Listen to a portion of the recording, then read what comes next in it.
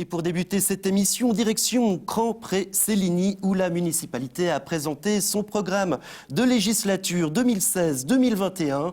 Et pour en parler, nous recevons le syndic des Corbeaux, Robert Middleton. Robert Middleton, bonjour. Bonjour, merci beaucoup pour l'invitation. Alors, votre municipalité a ouvert le feu des programmes de législature communaux. En général, ces programmes arrivent à la fin du premier trimestre de législature. Vous l'avez présenté à la première séance. Est-ce là dire que toute la municipalité tire à la même corde ? Alors, ce qu'il faut dire, c'est que nous avons tenu des réunions stratégiques déjà avant le début de la législature. On se connaît très bien. Nous n'avons pas de parti politique à Cran et l'entente est beaucoup plus facile. Nous avons voulu mettre à l'ordre du jour de la première séance du Conseil, le 26 septembre, le programme pour un débat général tout au début.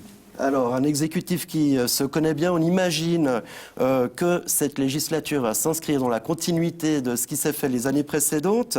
La fin de l'ancienne législature s'est terminée sur une note en direction des jeunes, avec l'inauguration d'un skatepark. Désormais, c'est sur les aînés que vous allez axer vos efforts. C'est-à-dire, c'est un élément qu'on a mis dans le programme parce que ça reste un problème très grave pour l'avenir. D'ici 2045, le nombre de personnes âgées de 65 ans sera un quart dans la Suisse. Les gens au-delà de 75 ans, d'ici déjà 2035, sera de 58 à 100 000 dans le canton. Donc il faut prévoir les dépenses énormes que cela va engendrer. Il faut aussi prévoir la solution à la question de logement pour ces personnes.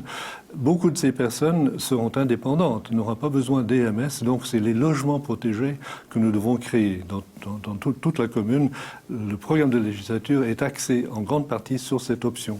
Et puis, c'est pas évident, vous avez que 3 bâtiments communaux identifiés pour être transformés. Ce problème de territoire, c'est un souci. Alors, il y a aussi la question de la densification. Pour le moment, le canton bloque, suite à la LAT, votée par le peuple. Si nous arrivons à densifier, nous pourrons augmenter le nombre de logements créés sur la même parcelle. Ça, c'est un objectif de la municipalité. Vous avez une parcelle de 2000 m², vous devez pouvoir créer un appartement pour vous-même et laisser la maison à vos enfants, par exemple. Voilà, il va falloir financer ces projets, et puis ça peut passer par une hausse d'impôts. Alors, la hausse d'impôts dont on parle est occasionnée par la réforme de l'imposition des entreprises. Dans ces calculs, le canton nous inflige, j'utilise le mot inflige, une augmentation de 11,4 points d'impôts d'ici 2020. C'est une somme énorme. Nous passons aujourd'hui d'environ 70% des revenus communaux à 86% sur la même base en 2020. C'est énorme. Donc nous devons prévoir la façon de réagir à cela. Ça va diminuer notre possibilité d'investir. Nous avons actuellement la possibilité d'emprunter de l'argent à des taux très favorables, mais ça ne peut pas continuer très très longtemps. Et la commune va aussi se poser la question du réaménagement de sa plage. C'est donc la plage qui jouxte la parcelle où le Caribana Festival tient séance chaque année. Alors ça, c'est un objectif aussi, effectivement, pour les jeunes. Nous souhaitons commencer avec la plage, qui est assez primitive pour le moment, mais l'idée, c'est de valoriser cette place. Nous avons la chance, sur la commune de Cran, d'avoir un parc de 15 000 m² qui est à la disposition non seulement des habitants de Cran, mais de toutes les personnes qui viennent. Skatepark, c'est la même chose. C'est ouvert à tout le monde. La 27e édition du festival aura bien lieu sur cette plage. Plus question de déplacer ce festival. Non, pas du tout. On reste dans le même contexte.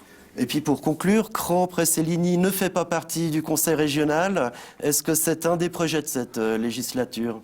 Alors, c'est un sujet de discussion, effectivement. Ce que j'ai expliqué aux responsables du conseil régional, c'est que tant que nous sommes menacés d'autant de points d'augmentation d'impôts, il est difficile d'envisager de devenir membre d'un conseil régional où l'adhésion est liée au dispositif d'investissement qui implique encore un point d'impôt supplémentaire. Mais nous sommes en discussion continue avec le conseil régional. Nous sommes membres du schéma directeur de Nyon, donc nous sommes déjà intégrés.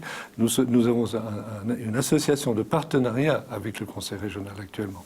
Robert Middleton, merci beaucoup d'être venu présenter ce programme de législature.